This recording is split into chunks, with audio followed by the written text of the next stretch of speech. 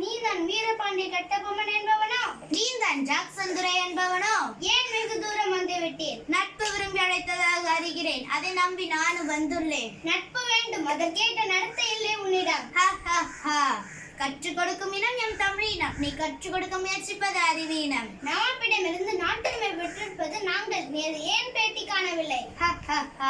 பேட்டி கொடுப்பவன் நாங்களே. இல்லாவிட்டு அந்த நாட்டிற்கே நடந்திருக்க முடியாது. இருமாப்பினம் ஒழியவில்லை இன்னும் உன்னிடம். எல்லாம் உடன் பிறந்தே ஒழியாது. உன் மீது குற்றம் சுமத்துகிறேன். என்னவென்று? எடுத்துரைத்தால் கணக்கில் அடங்காது. என்னைக்கே தெரியாது குற்றம். எனக்கு இன்னைக்கு தெரியவில்லை, அதான் பிடித்தானே. சொல்கிறேன் கேள். உன் நிலத்தில் விளையும் விளைச்சலுக்கு கிஸ்தி கொடுக்கவில்லை. எங்கள் பேரரசருக்கு கீழ் அரசருக்கான பிறைப்பணம் வந்து சேரவில்லை.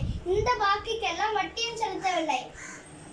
கிஸ்தி, பிறை, வரி, வட்டி.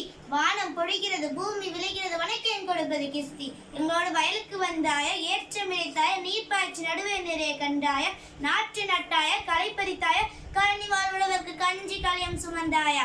அங்கு கொஞ்சி விளையாடும் எம் குல பெண்களுக்கு மஞ்சள் அரைத்து பணி புரிந்தாயா.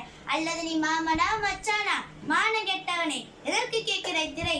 யாரை கேட்கிறா வரி? போரடித்து நெற்குவித்து மேலை நாட்டின் உழவர் குற்றம். பரங்கியரின் உடலையும் போரடித்து தரை தரை நெற்கதிகளை குவித்து விடும் ஜாக்கிரதை. ஷட்டப்! அதிகாரம் முத்திரைத்து கையோடு அழைத்து ஒரு ஆள் அனுப்பினேனே. அப்படியா? பலே, நீ அனுப்பினால் மிகவும் புத்திசாலி. என்னை அழைத்து வரும் நோக்கத்தோடு எவனும் தலை காட்டியதில்லை அந்த பக்கம். எங்களுடைய பெருமை தெரிந்தவன். ஆனால் இது போன்ற கடிதத்தை எழுதவும் எவனுக்கும் துணிவு பிறந்ததில்லை. எழுதிவிட்டதாக என் முன்னே கூறிய உன்னை இனியும் உயிருடன் விட்டு வைப்பது இல்லை. துடிக்கிறது மீசை, அடக்கடக்கு என்கிறது. நட்பு நாடு மீது வந்த உறவு முறை தருக்கிறது. என்ன மீசையை முறுக்குகின்றாயா? அது ஆபத்தின் அறிகுறி. உன்னை சிறையில் அடிக்கிற இப்பவே உத்தரவிடுகிறேன். என்ன? என்னை